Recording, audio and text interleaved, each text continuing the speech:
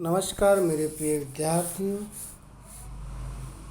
पिछली कालांश में हमने हमारे पाठ्यक्रम का जो 7वां पाठ है, जो कविता है दोस्तों, नई कविता पेड़ होने का अर्थ, इस कविता का हमने प्रारंभ किया है।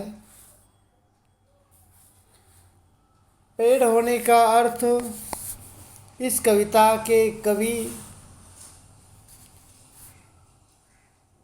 डॉक्टर मुकेश गौतम जी है और इसमें कल की कालांश में हमने कुछ भाग हिस्सा पढ़ा भी है, अध्यापन भी किया है, जिसमें हमने कवि डॉक्टर मुकेश गौतम जी का अल्प परिचय देखा, उनकी कृतियों का पढ़ाई, उनकी कृतियों पर भी प्रकाश डाला, विधा परिचय देखा। ये जो नई कविता है, ये नई कविता क्या है उसके बारे में भी हमने अध्यापन किया है और पाठ परिचय देखा। और इसमें जो प्रथम चरण है, आदमी पेड़ नहीं हो सकता, यह भी हमने देखा है दोस्तों। तो देखिए पेज नंबर 37 पर आज हमें देखना है हौसला है पेड़, हौसला है पेड़। तो देखिए, अंकुरित होने से ठूंठ हो जाने तक, अंकुरित हो जाने से ठूठ हो जाने तक, आंधी तूफान हो या कोई प्रतापी राजा महाराजा, पेड़ किसी के पाँव नहीं पड़ता है, पेड़ किसी के पाँव नहीं पड़ता है जब तक है उसमें सांस, जब तक है उसमें सांस, एक जगह पर खड़े रहकर हालात से लड़ता है। जहाँ भी खड़ा हो, सड़क, झील या कोई पहाड़, भेड़िया, बाघ, शेर की दहाड़, पेड़ किसी से नहीं डरता है, हत्या या आत्महत्या नहीं करता है पेड़, थके राहगीरों को देकर छाँव व ठंडी हवा, राह में गिरा देता है फूल और करता है इशारा उसे और करता है इशारा उसे आगे बढ़ने का, पेड़ करता है सभी का स्वागत, देता है सभी को विदाई। गांव के रास्ते का वह पेड़, गांव के रास्ते का वह पेड़ आज भी मुस्कुरा रहा है, हालांकि वह सीधा नहीं टेढ़ा पड़ा है, हालांकि वह सीधा नहीं टेढ़ा पड़ा है। सच तो यह है कि, सच तो यह है कि रात भर तूफानों से लड़ा है, खुद घायल है वह पेड़, खुद घायल है वह पेड़, लेकिन क्या देखा नहीं तुमने, उस पर भी सुरक्षित, उस पर अब भी सुरक्षित चहचहाते हुए चिड़ियों के बच्चों का घोंसला है। जी हाँ, जी हाँ, सच तो यह है कि पेड़ बहुत बड़ा हौसला है, पेड़ बहुत बड़ा हौसला है। तो देखिए दोस्तों, यहाँ पे कवि गौतम जी ने कहा है, पेड़ जब से जन्म लेता है, अर्थात जब से वह अंकुरित होता है, पेड़ जब से जन्म लेता है, अर्थात जब वह कोमल सा अंकुर होता है, उसको कोमल सा अंकुरित होता है, तब से जीवन पर्यंत, तब से लेकर जीवन पर्यंत किसी का आश्रय वह नहीं लेता है। कैसी भी आंधी तूफान आए, कितनी भी बड़ी आंधी हो या तूफान, कितना भी आंधी तूफान हो या कोई प्रतापी राजा महाराजा, पेड़ किसी के पाँव नहीं पड़ता है। देखो यहाँ पे कवि गौतम जी कह रहे हैं, कितनी कैसी भी आंधी आए, तूफान आए, परंतु किसी के सामने यह पेड़ झुकता नहीं। कितने भी बड़े से बड़े राजा महाराजा प्रतापी राजे आए, लेकिन पेड़ कभी किसी के सामने झुकता नहीं। जब तक है उसमें सांसें, एक जगह पर खड़े रहकर हालात से लड़ता है। यहाँ पे कवि कहते हैं, जब तक पेड़ जीवित रहता है, जब तक पेड़ जीवित रहता है, जब तक उसकी सांसों में सांसें चलते रहते हैं, तब तक उसके सामने कैसी भी परिस्थिति आए, कितनी भी विकट परिस्थिति आए, परंतु वह एक ही स्थान पर खड़े खड़े रहकर उसका डटकर मुकाबला करता है, डटकर सामना करता है। जबकि मनुष्य ऐसा नहीं करता। मनुष्य के सामने अगर मनुष्य का स्वभाव ही ऐसा होता है।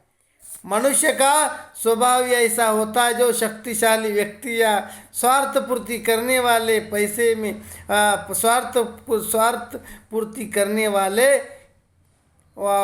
वालों के पैरों के नाक रगड़ने से भी वह कतराता नहीं। आदमी इतना गिरगिट की तरह होता है, कब बदल जाएगा इसका भरोसा ही नहीं होता है। शक्तिशाली व्यक्ति के सामने मनुष्य क्या करता है, अपनी नाक रगड़ने लगता है। कोई पैसे वाला आया, उसके सामने रंग बदलता है। साथ ही जरा सी प्रतिकूल परिस्थिति आने पर वह किसी कार्य में मनचाही सफलता न मिलने पर वह अपना हौसला भी खो देता है। इस प्रकार से मनुष्य और पेड़ में फर्क होता है। पेड़ के सामने कितनी भी बड़ी समस्या है वह डरता नहीं, लेकिन मनुष्य क्या करता है, लेकिन मनुष्य कायर है, डरपोक है, वह डर जाता है। जब चाहे वह अपनी गर्दनें झुका सकता है। आगे देखिए, जहाँ भी खड़ा हो सड़क, झील या कोई पहाड़, भेड़िया, बाघ, शेर की दहाड़, पेड़ किसी से नहीं डरता है। हत्या या आत्महत्या नहीं करता है पेड़। थके राहगीरों को देकर छाँव व ठंडी हवा, राह में गिरा देता है फूल और करता है इशारा उसे आगे बढ़ने का। यहाँ पे कवि कह रहे हैं, यहाँ पे कवि गौतम जी कहते हुए कह रहे हैं, पेड़ जहाँ भी खड़ा हो, चाहे सड़क पर हो या किसी झील के किनारे हो या फिर पहाड़ के ऊपर हो, या उसकी मनोस्थिति एक जैसी ही रहती है। कहीं पर भी रहो, बारिश हो, धूप हो, सर्दी हो, उसकी मनोस्थिति एक जैसी ही होती है। पेड़ के सामने भेड़िया, बाघ जैसे हिंसक पशु आ जाए या शेर दहाड़ने लगे, पेड़ किसी से नहीं डरता है। जबकि मनुष्य हिंसक पशु के सामने आने पर डर से ही मर जाता है।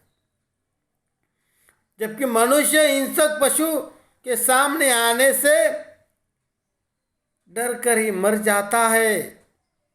पेड़ मनुष्य के समान न कभी किसी की हत्या करता है, न ही आत्महत्या।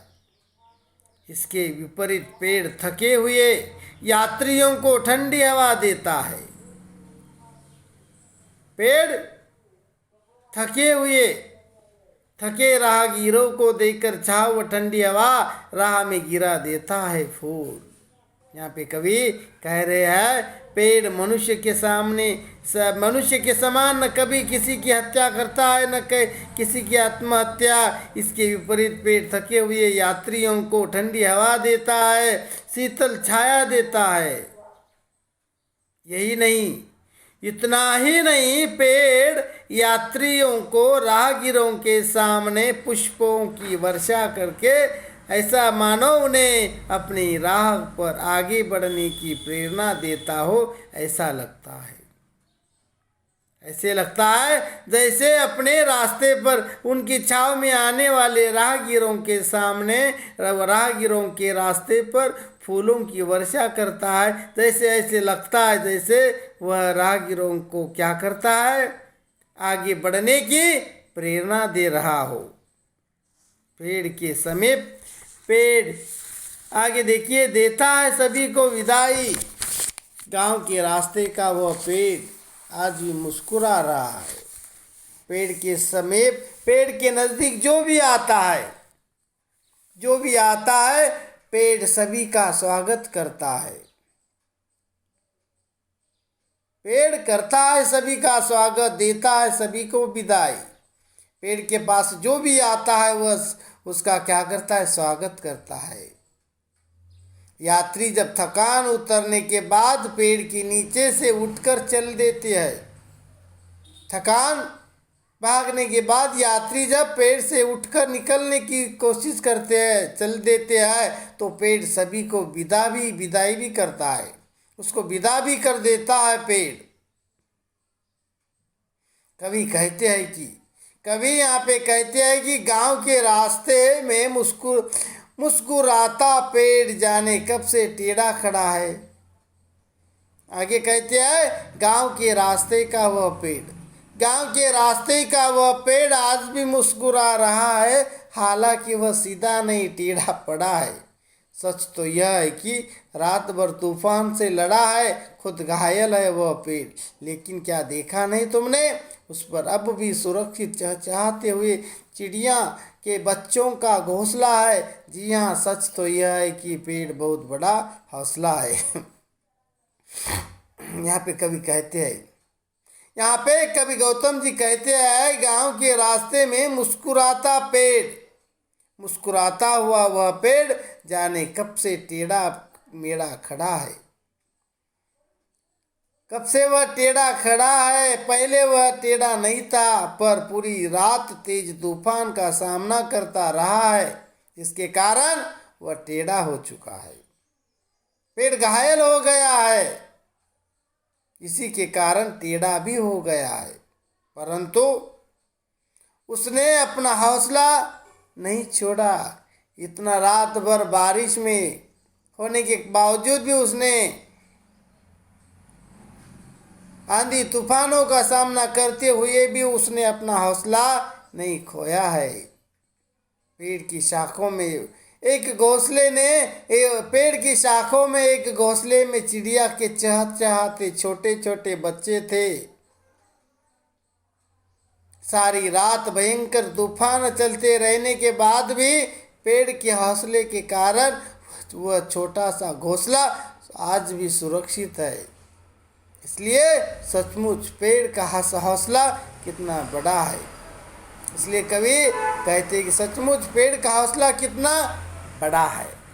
इस प्रकार से आज हम यहीं पर रुकते हैं दोस्तों, बाकी का जो है वह कल हम देखेंगे। धन्यवाद।